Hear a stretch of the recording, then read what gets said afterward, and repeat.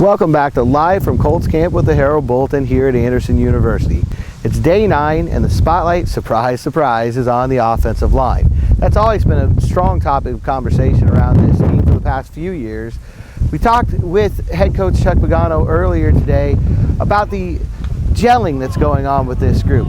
The starting five has been together pretty much since April, and is he starting to see that all come together as a cohesive unit? And like everybody else, you do a lot at the line of scrimmage, so the communication's got to be there, and we're going to try to, Pep and our guys do a great job of equipping the quarterback and the rest of the offense, giving them the ability to get us in the right play more times than not, and to take advantage of matchups. So the communication's got to be there.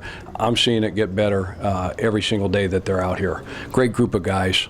They work great together. It's great, again, synergy in that room. And year 3 in the system, even though you've added some guys here and there, which is always going to happen, I think we're right on schedule.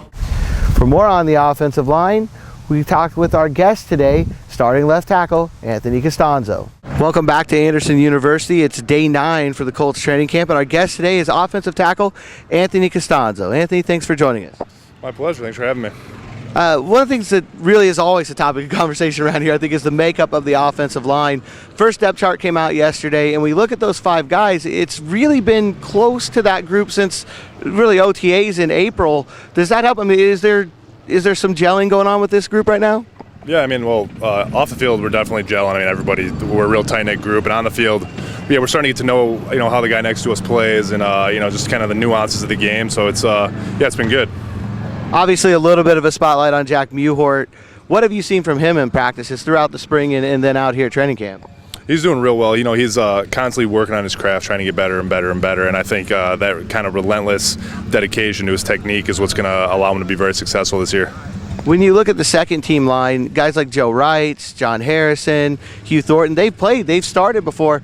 Does that help if something does happen and they have to come in? You have familiarity with that group? Yeah, that helps a lot. Especially when you got guys like Joe, who can play any one of the 4 positions.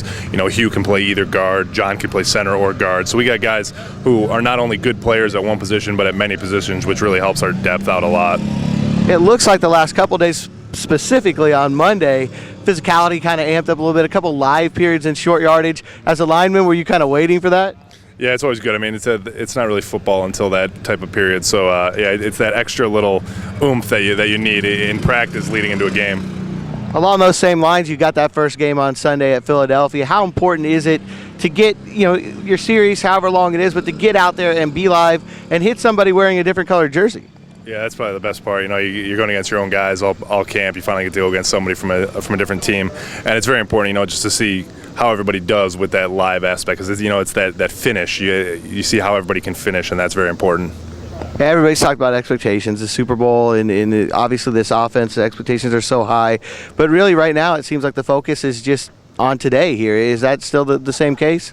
100%. It's on today. It's on the next play. We're very much small goals leading to big goals. So we accomplish each small goal as it comes, and each goal really is the next play.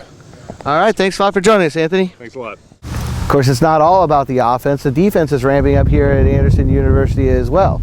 With Sunday's game against Philadelphia right around the corner, outside linebacker Jonathan Newsome discussed preparations for the preseason opener. It's going to be more game week like situations in camp, so we'll have a scout team now.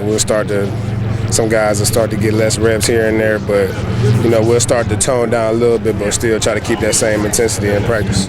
Thanks again to both Anthony and Jonathan for joining us, and thank you for watching. You can follow us on Twitter at GM Bremer. You can follow our Instagram account at the Herald Bulletin, and you can, as always, get updates throughout the day here at heraldbulletin.com.